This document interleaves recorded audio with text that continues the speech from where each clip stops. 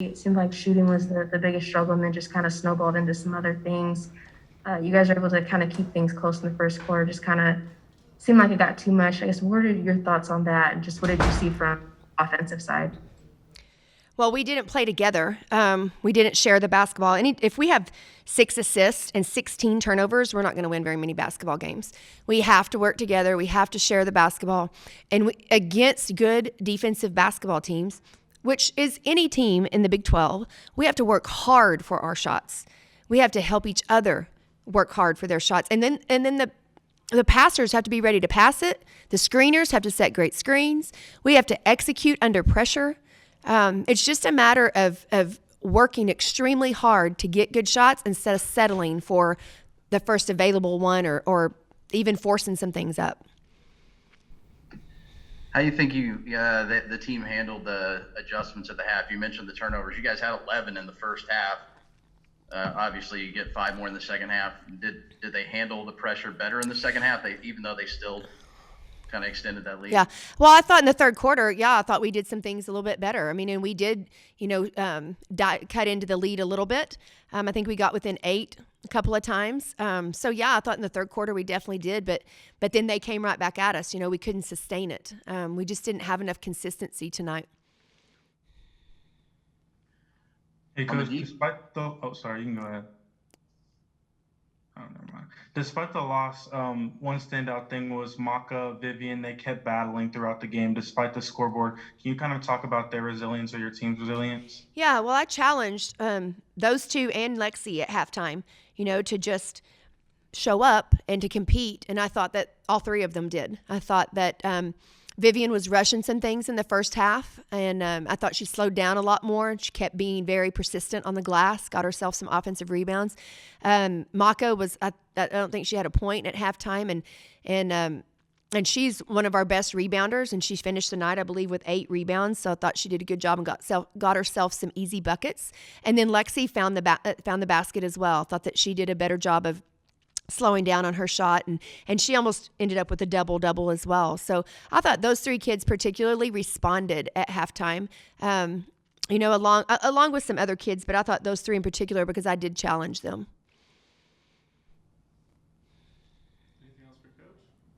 When you mentioned, getting the girls to play together, obviously this is still, a learning year, but how do you, I guess maybe just simulate that and kind of, in those moments where they get down, just staying together? Yeah, well, it's really tough right now too because we need practice time, and it's hard to practice at the level of intensity that you want to practice at, and to try to get some rhythm on offense. When you're playing every 2 days, and especially with 9 kids on your roster, but this team has done that. They've done that, and it's just a matter of them being mentally tough and having to fight through fatigue, and fight through some really good defenders in this league, to be able to try to help each other score. I mean, we didn't attack that like we wanted to early. We settled for some jumpers because we really wanted to try to get to the basket, which is what we did against them at West Virginia. And we got to the free throw line a lot more early in the game. A little bit more on Maka. Kind of these past few games, you see her confidence growing and growing. What have you told her? What have you seen out of Maka in terms of her confidence? Well, Maka's a senior, and so, I think that she's playing like a senior. She has a little bit more urgency than some because she is a senior, and she's getting opportunity. I think whenever we got the job here, we had some individual meetings, and I talked to her about, the opportunities that she could have, and she really wanted to be able to be a great defender for us.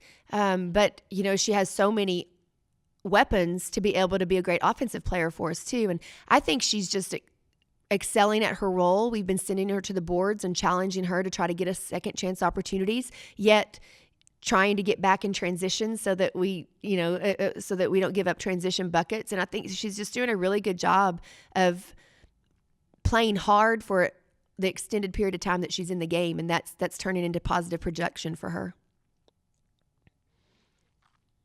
You'll have Texas on Saturday. What will be the focus in these next few days? And Is it more of just kind of talking through some things, or is it more of the X's and O's that you really want to kind of hone in on before Saturday? Well, I mean, we're going to have to make sure that we are ready for their press. I mean, I think that's the most, difficult thing when you're playing them is just being able to handle their initial pressure in the press, which I thought we did a pretty good job of last time.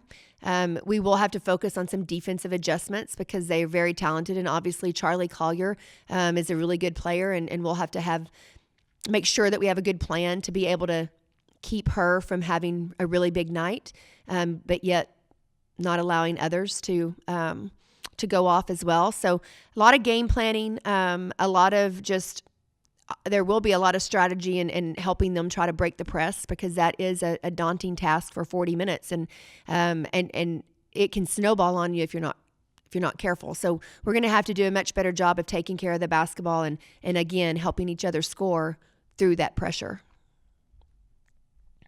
Coach, you mentioned you guys got within 8 or 9 or whatever there in the third quarter. What was the most frustrating part of the end of that quarter and then going into the fourth? Because you guys, now I know that a couple of them were on the bench, but Martinez and Gazandrovic only had, I think, 4 points in that quarter, but they were still able to extend it there right at the end. Well, we came out in the second half, in a triangle and two to try to disrupt those two kids because they scored pretty easily in the first half. And I thought we made them have to take an early timeout to try to adjust to that. We got a couple of stops that led into transition, easy buckets for us. And then, obviously after they made some adjustments, we just didn't continue to battle and didn't continue to adjust as well. We have to change some things up against good basketball teams that have so many weapons. And I felt like when they adjusted, we didn't counter those as well. I think we gave up some easy layups. There were some things too that happened that were just odd.